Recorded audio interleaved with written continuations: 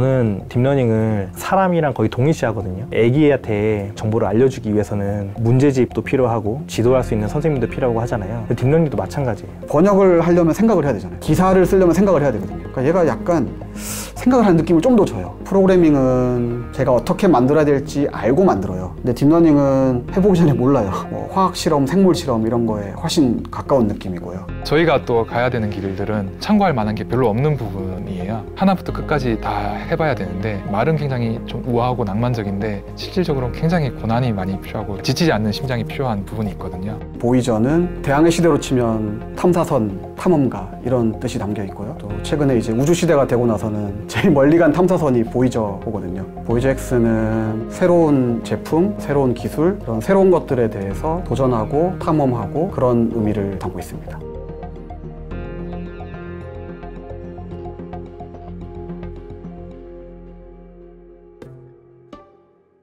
OGQ라는 회사를 창업을 했었는데 가장 유명한 앱이 배경화면 HD라는 앱이고요. 지금은 1억 다운로드 이상 받은 앱이고 저희가 2011년도 이때쯤에는 구글 플레이 전 세계 순위에서 1위도 하고 저희 바로 아래에 막 구글맵 있고 그 아래 유튜브 있고 구글에서 줄 수 있는 배지들은 다 받았었거든요. OGQ에서 딥러닝을 하고 싶었는데 아무래도 그게 잘 되고 OGQ 내에서 딥러닝을 하는 것이 쉬운 여건이 아니어서 보이즈엑스에는 합류하게 됐습니다. 네오지라는 인터넷 회사에 인턴으로 들어가서 세이클럽이라는 사이트를 개발하게 됐었고요. 첫눈이라는 스타트업에 조인을 해서 기획팀장도 했다가 개발팀장도 했다가 그 회사가 이제 네이버에 인수가 됐어요. 그래서 네이버에 들어가서 라인 패밀리 앱 중에서 일부들을 만들었었는데 그 중에 하나가 라인 카메라라는 게 있었고 그거를 기반으로 셀카 앱을 만드는 게 B612라는 셀카 앱이었어요. 세계적으로 지금 한 5억 다운로드가 아마 넘었을 거예요. 그리고 이제 회사를 나와서 딥러닝 회사인 보이즈엑스를 창업하게 됐습니다.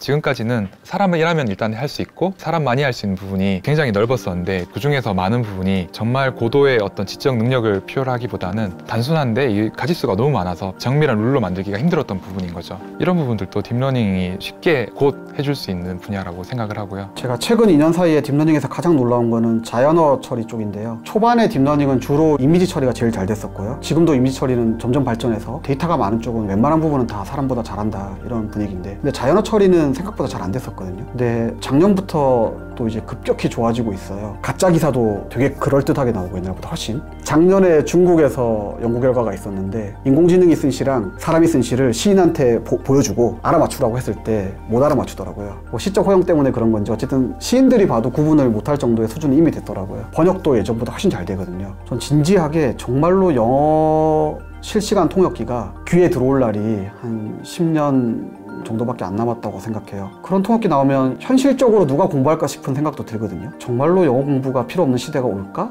그래도 영어가 필요할까? 이런 생각을 하고요. 제가 알파고 때 딥러닝에 대한 관심이 커졌기 때문에 그때와 지금으로 비교를 해보자면 바둑을 얼만큼 잘 두는지에 대한 그런 점수를 매기는 시스템이 있어요. 엘로우 점수라고 그러는데 그 점수가 높을수록 바둑을 더 잘 두는 거예요. 그때 당시 알파고가 3,700점 정도 했거든요. 근데 지금 그때 알파고가 계속 버전업을 해서 지금 알파고 제로인데 엘로우 스코어가 5,100점 정도 돼요. 옐로우 점수 100점 차이면 프로 선수들 랭킹에서 한 1위에서 한 20위 정도가 왔다 갔다 하는 점수예요. 그러니까 굉장히 큰 점수 차이거든요. 당연히 그때도 그랬지만 지금은 뭐 아무도 대적할 수 없는 그런 경지에 이르렀다고 저는 생각을 하고 있고 다수의 사람들이 딥러닝 관심을 가지면서 딥러닝에 학습시키기 좋은 양질의 데이터 그 수도 되게 많아지고 그 학습시킬 때 사용되는 도구들이 있어요. 그 도구들이 계속 버전업 해오면서 딥러닝에 대한 진입장벽도 많이 낮아지고 그리고 딥러닝을 학습시키기 위해서 굉장히 고사양의 어떤 계산 그 하드웨어가 필요한데 매년 가격이 2배씩 싸지고 속도도 2배씩 올라가고 하고 있거든요. 그러니까 그런 것들이 다 곱하기로 연결돼서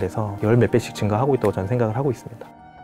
딥러닝이 사실 뭐 산업과 생활 전반에 다 영향을 줄 거라서 뭐 어느 한 분야에 영향을 줄 거다 이렇게 말하기 굉장히 힘들고요. 전 거의 뭐 전기 같은 거라고 생각해서 보이즈엑스는 기존에 안 되던 일이 딥러닝 때문에 가능해진 일만 합니다. 뭐 영상 편집기나 모바일 스캐너나 이 폰트 생성기나 전부 다 딥러닝 이전에는 아예 상상하기 힘들던 딥러닝 때문에 가능해진 일. 또 하나는 사용자가 회사인 거보다는 가급적 그 엔드 유저인 경우 우리가 스타트업이라서 1년, 2년 막 연구하고 있을 수는 없거든요. 그래서 당장 6개월 내로 제품을 런치할 수 있는 거. 또 그 6개월조차도 스타트업에게 너무 긴 시간이라 2주 만에 프로토타이핑을 해서 우리 스스로 써볼 수 있는 거. 매출은 연간 10억 이상은 최소 날 것 같다. 또는 사용자가 최소한 2년 내로 1억 명 정도는 달성할 것 같다. 그래서 이거를 다 통과하고 나면 별로 없을 것 같지만 사실 딥러닝이 저는 신천지라고 생각해서 할 것은 사실 굉장히 많고요. 그러니까 2018년 초에만 해도 사무실에 3명 있었거든요. 지금은 한 30명 가까이 있는데 한 1년 반 사이에 30개 가까이 한 거죠, 프로젝트를.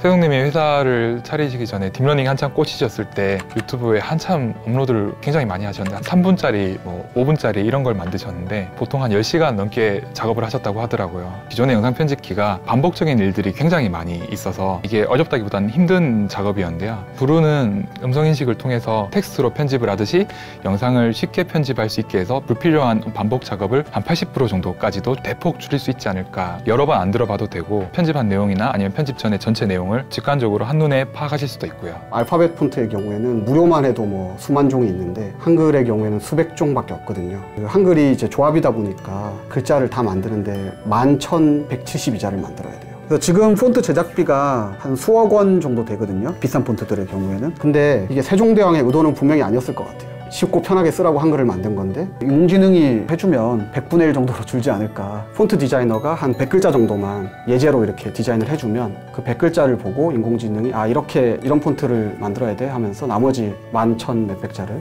만들어주는 게 인공지능 폰트 생성기입니다. 기존에 모바일로 문서를 스캔하는 앱은 다수가 있었거든요. 근데 스캔하려는 대상의 페이지가 똑바로 펴져 있는 페이지만 스캔을 할 수 있는 상태예요. 근데 이게 책의 경우는 이렇게 펼쳐놓으면 커브가 생겨 있잖아요. 그래서 결과물들이 다 이런 식으로 휘어져 있어요. 저희는 이거를 딥러닝을 이용하면 이렇게 꼬부라진 페이지도 원래 이렇게 생겼던 것을 예측을 해서 펼 수 있지 않을까? 이런 식으로 좀 접근을 해서 해결을 하려고 했죠.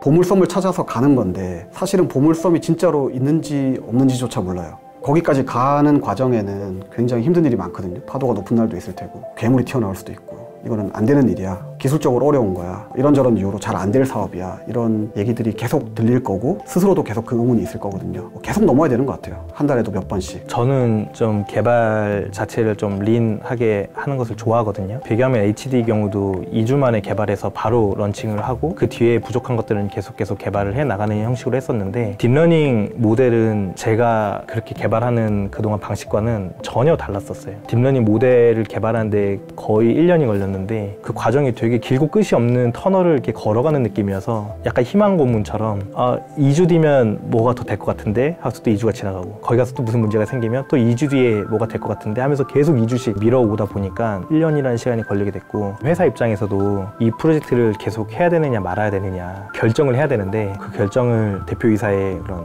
혼자만의 그런 결정으로 내리진 않고 모두가 다 같이 모인 자리에서 이 프로젝트가 계속하면 좋을지 아니면 어떤 데이터를 더 보고 판단을 할지 이런 것들을 좀 결정을 하는데 제가 내부적으로는 청문회 자리라고 부르거든요. 그러니까 시작할 때는 다 이유가 있었을 거잖아요. 잘 될 거라고 생각하고 이제 시작한 건데 뭔가 어려움이 닥쳤을 때 여러 사람이 힘을 모아서 그 어려움을 어떻게 극복해 볼까 고민하는 과정이 청문회고요. 그리고 그거를 정말 본인 의지로 넘어야지만 일이 잘 되는 쪽으로 가는 것 같아요. 계속. 근데 그러려면은 본인이 하고 싶은 일을 하는 게 가장 중요한 것 같고요. 예를 들면 누가 이런 일을 하고 싶을까 하는 일들이 있을 수 있잖아요. 근데 저는 회사 생활 한 20년 하면서 놀랍게도 그런 사람들을 많이 봤어요. 야, 누가 하루 종일 테스트하는 걸 즐거워할까? 저는 하루 종일 테스트하는 걸 되게 즐거워하고 보람을 느끼는 사람을 봤었거든요. 각자 하고 싶은 일을 하면은 빈 곳이 보이거든요. 또 빈 곳을 메꾸는 일을 즐거워하는 사람들이 있어요. 그래서 어느 정도 사람들이 본인 일을 좋아하고 회사가 잘 되길 바라고 이런 마음이 강한 분들은 회사에서 열심히 어사인하지 않더라도 알아서 본인들이 할 일을 찾아서 하시더라고요.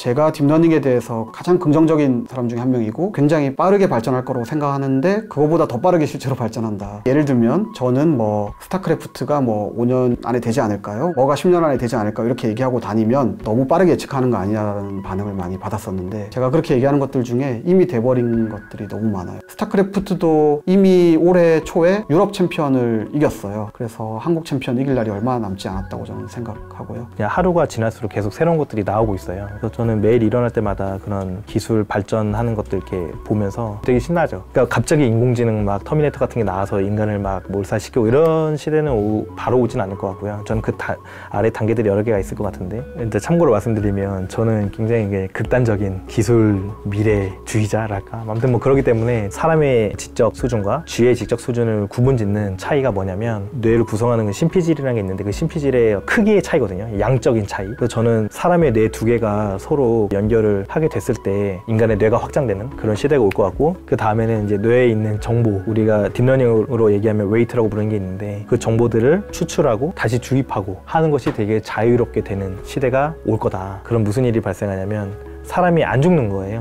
뭐 사고를 당했다. 그럼 다시 쓰면 어제 나로 다시 일어나서 마치 꿈꾼 것처럼 약간 이렇게 되는 어떤 인공지능이라는 게 새로 나와서 인간을 자극하고 이러는 게 아니라, 저는 인간이 점점 인공지능화 된다. 서로 협력하고, 그리고 구분도 사라지고, 뭐가 인공지능이다, 뭐가 인간이다 사라지고, 어떤 물리적인 한계를 뛰어넘으면서 우주를 유영하면서 우주에 있는 여러 가지 물질들의 지능을 부여하는 그런 일들을 하게 되지 않을까. 2045년도에. 지금 생각하면은 다양한 기분이 드는데요. 제가 그렇게 됐을 때 무슨 마음일 것 같다. 뭐 이런 거는 전혀 상상할 수 없는 것 같아요.